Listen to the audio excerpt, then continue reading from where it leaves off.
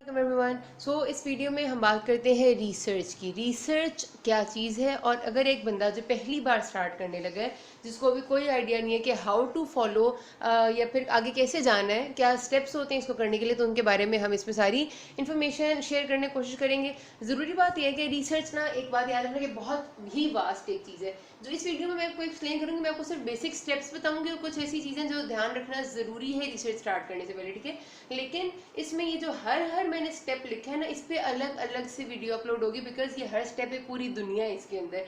आपका एक topic search करना ही ना, आपको इतनी ज़्यादा इसके बारे में इंफॉर्मेशन मतलब दी जा सकती है। जैसे कि मैंने से पहली बार रिसर्च की थी in my first year of MBBS, तो मुझे पता ही नहीं था कि टॉपिक सर्च कैसे करते हैं। लाइक मुझे क्या पता टॉपिक क्या करना है। अगर मैं मेडिकल से रिलेटेड टॉपिक भी सिलेक्ट करना चाहती हूँ, तो मेडिकल में 1000 से क्या लाखों टॉपिक्स हो सकते हैं। So that is very much difficult. आप कौन सी जगह है जहाँ जाओगे गूगल पे तो आपको आसानी से टॉपिक मिल जाएगा, ये सब बातें मैं आपको बताऊंगी। लेकिन अभी वाली जो वीडियोस में तो बेसिक स्टेप्स आपको बताऊंगी, and then I tell you कि हमने मतलब हर चीज़ को किस तरह बहुत डिटेल में करना है। हमारे पास गूगल पे साइट्स हैं बाकायदा, जहाँ पर यू कैन गो और आप एक क्लिक करते हो और आपको एक चीज़ लिखते हो और आपको सब कुछ दे देता है। मुझे नहीं पता था मेरे टाइम पे। अब जब पता चला है तो मेरा ख्याल है कि everyone should know about these things.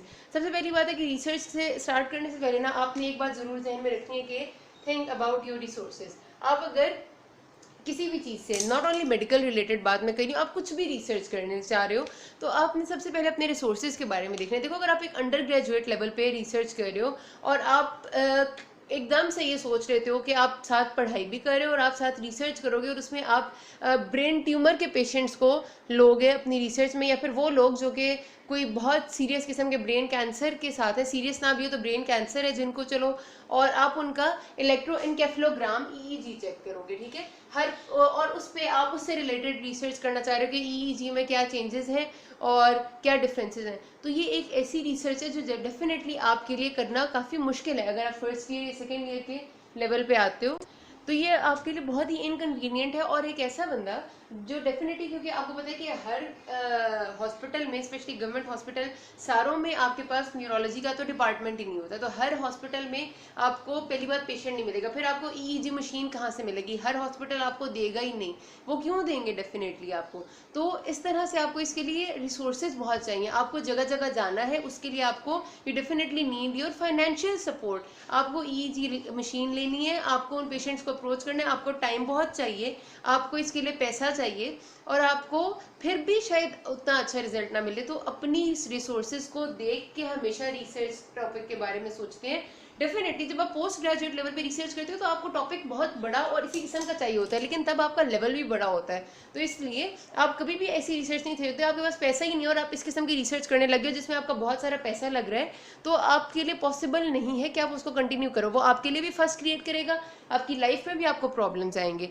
तो इसलिए आप ज़रूरी नहीं है, बेशक रिसर्च से रिलेटेड बात ये है, सुनी भी है हमने भी, कि इसमें पैसा लगता है किसी हद तक। थोड़े बहुत तो ज़ाहिर है आपको स्पेंड करने पड़ते हैं कि आपको क्वेश्चन सपोर्ट प्रिंट करने हैं सपोज, तो लेकिन बहुत मिनिमम पैसों में भी एक अच्छी रिसर्च हो सकती है, ठीक है। तो आपने ये बात ज़रूर जहन में रखनी है कि आपके लिए पॉपुलेशन कौन सी सूटेबल है, आप किस चीज़ को अप्रोच कर सकते हो, specially if you are an undergraduate student.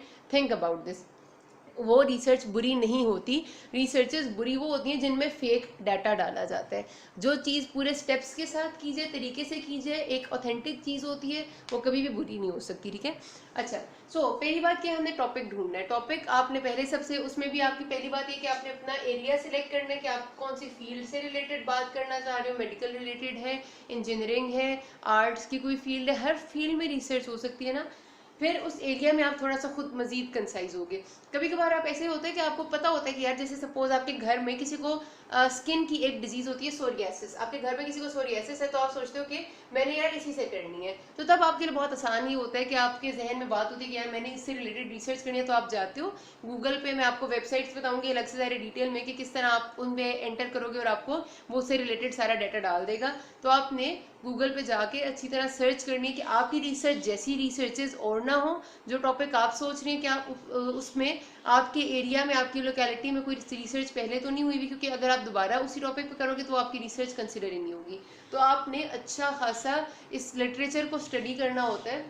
बहुत डिटेल में मैं फिर आपको बाद में बताऊंगी कि किस तरह लिटरेचर को स्टडी करते हैं, कहाँ पर से जाके आपको सब कुछ मिल जाएगा। लेकिन पहला है टॉपिक ढूंढ लिया।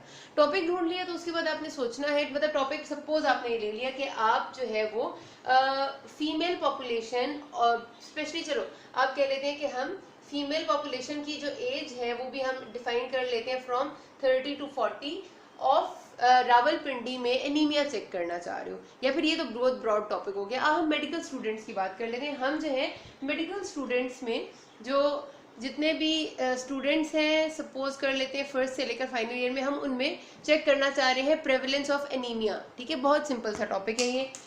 अब इसमें आप अगर ये देखेंगे तो आपकी पॉपुलेशन भी बहुत डिफाइंड है कि आपने फर्स्ट से फाइनल ईयर तक के स्टूडेंट्स लेने हैं जो एमबीबीएस के हैं, जो आपको किसी भी मेडिकल कॉलेज में मिलेंगे डेफिनेटली। और आपकी अगर आप मेडिकल के स्टूडेंट हो तो आपके लिए बहुत आसानी है, क्योंकि आपकी एक्सेस होगी इन स्टूडेंट्स तक। और उसमें आपने फिर इनसे एनीमिया, क्योंकि आपने प्रेवलेंस चेक करनी है, तो आप एक क्वेश्चन बनाओगे। अब क्वेश्चन क्या होता है? क्वेश्चन जो है ना, आपकी रिसर्च के टॉपिक से रिलेटेड आप उससे क्वेश्चंस डालते हो, जिसमें आप उसे पूछते हो कि भाई ये चीज़ें किस तरह से हो सकती हैं। ये भी आपको ना बहुत ज़्यादा इसमें आसानी होती है कि अगर आप प्री टेस्टेड क्वेश्चन ले लो। प्री टेस्टेड क्या होता है? आप इंटरनेट पे अपना टॉपिक लिखते हो ना, तो आपको बहुत सारी उससे रिलेटेड रिसर्चेज ऑलरेडी हुई भी मिलती हैं। आप देखते हो कि उन रिसर्च वालों ने जब रिसर्च की थी तो क्या क्वेश्चन इस्तेमाल किया था। वो कई बार ऐसे क्वेश्चनियर्स होते हैं जो कि काफ़ी दफ़ा इस्तेमाल हो चुके होते हैं, और उन क्वेश्चनियर्स पे बहुत सारी रिसर्चेस हो चुकी होती है कि कितने वैलिड है।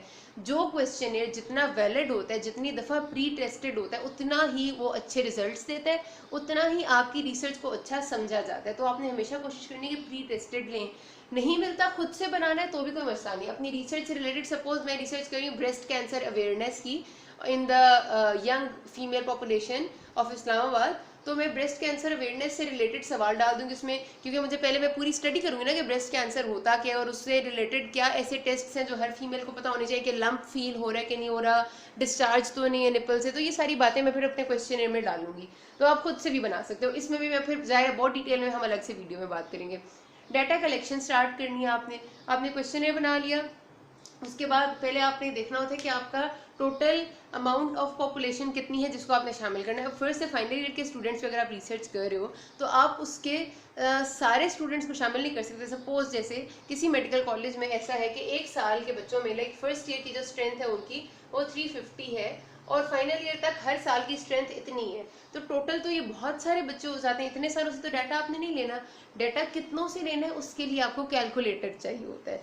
आपको कैलकुलेटर होते हैं जो कैलकुलेट करके बताते हैं कि अगर आपका ये इतना आपका जो है वो आप चाह रहे हो कि डाटा है और ये सब कुछ है, तो आप में उसमें डिफरेंट चीज़ें फीड करते हो उस कैलकुलेटर में, और आपको बताते हैं कि आपका पॉपुलेशन साइज कितना होना चाहिए। अभी पॉपुलेशन ये भी फिर मैं आपको बाद में ज़ाहिर है डिटेल में, मैं इसलिए नहीं यहाँ पर जा रही बिकॉज फिर हमारी ये बात तो ख़त्म ही रह जाएगी। सारी चीज़ें बहुत बहुत डिटेल वाली हैं। ओके, डेटा कलेक्शन जब आप कर लेते हो सारे बच्चों, सपोज आपका जो टोटल पॉपुलेशन थी वो आपको मिली कि आपने 250 से डाटा कलेक्ट करना है, तो सिंपल हो गया कि आप 50 लोग हर साल से लोगे। फर्स्ट ईयर के 50, सेकेंड ईयर के 50, थर्ड ईयर के 50 और आगे तक। ठीक है, आपने 50-50 करना है। फिर आपने जब डाटा कलेक्ट करना है फिर आपने एनालाइज करना है। एनालाइज किस तरह होता है? आजकल जो सबसे रिसेंट सॉफ्टवेयर एक चल रहा है वो SPSS है, मतलब सबसे प्रेवलेंट। रिसेंट तो शायद इससे भी आए भी हूँ, लेकिन सबसे जो अच्छा आजकल हमारी सेटिंग में समझा जाता है वो SPSS है। इसके काफ़ी वर्जन अब तो और नए आ चुके हैं। जो मेरे पास है वो वर्जन 21 पड़ा हुआ है, तो इसमें आपका डाटा एनालाइज हो सकता है। SPSS इस्तेमाल कैसे करते हैं ये मैं आपको पूरी अलग वीडियो में बताऊंगी कि SPSS को इस्तेमाल कैसे करते हैं। उस पर आपका डाटा एनालाइज होता है, उसमें आपने पहले डाटा डालना होता है, सारा एंटर करना होता है, फिर आप उसका एनालिसिस करते हो। इसका इस्तेमाल मैं आपको ज़रूर बताऊंगी बिकॉज मुझे इसमें मुश्किल हुई थी काफ़ी ज़्यादा।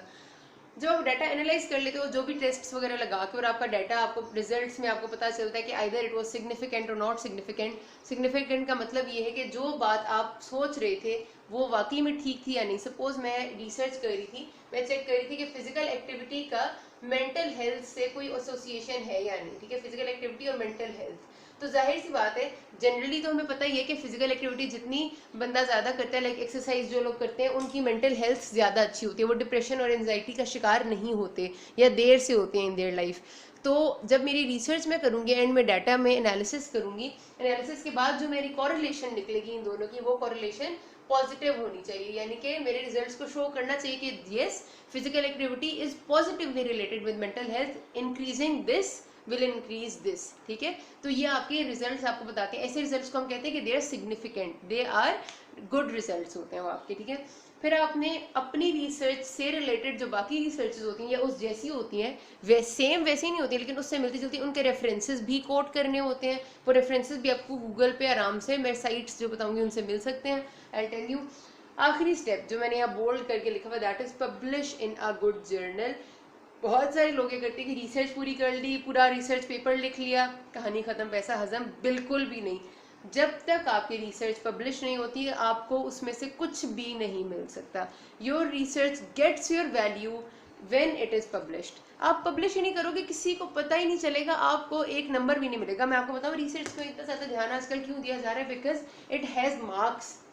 अंडर ग्रेजुएट लेवल पे भी, पोस्ट ग्रेजुएट लेवल पे, आप कभी जॉब के लिए कहीं जाते हो, किसी भी फील्ड से आपका ताल्लुक है, आपकी सीवी जब बनाते हो आप, उसमें आपका एक जनरल क्वालिफिकेशन लिखी हुई होगी कि आपने मैट्रिक किया है, एफएससी किया है, फिर आपने सपोज इंजीनियरिंग की है या मेडिकल की है, और साथ लिखा हुआ होगा कि आपने एक्स्ट्रा क्या किया है। एक्स्ट्रा में जितनी रिसर्चेज आपकी होती है ना, पब्लिश्ड रिसर्चेज, उतने आपके पॉइंट्स ऐड होते हैं। और आजकल ये चीज़ दूसरों से डिफ्रेंशिएट करती है लोगों को कि कौन कितनी रिसर्च की हुई है किसने, और कितने अच्छे जर्नल में उसकी रिसर्च पब्लिश्ड है। तो एक अच्छे जर्नल में, हाई इम्पैक्ट जर्नल में रिसर्च को पब्लिश करना ज़रूरी है, हद से ज़्यादा ज़रूरी है, अदरवाइज कोई फ़ायदा नहीं, इतनी मेहनत का कोई फ़ायदा नहीं। तो ये जर्नल्स कहाँ से मिलते हैं, कैसे पता चलता है, ये भी हम बताएंगे आपको। यहाँ पर ये बेसिक स्टेप्स आपको पता चल गए, फिर अब ज़ाहिर है डिटेल्स तो इसकी मैं आपको बताऊंगी। सब कुछ, बहुत कुछ है जो चैनल पे इंशाल्लाह बहुत जल्द अपलोड होगा, लेकिन ज़ाहिर है साथ साथ चीज़ें चल रही हैं, साथ सेल्फलेस मेडिको से भी अपलोड हो रही है, साथ में यहाँ पर भी करूँगी, जल्द अज जल्द करने की कोशिश करूँगी। जिस चीज़ को जो मसला हो, you can always ask me. Thank you.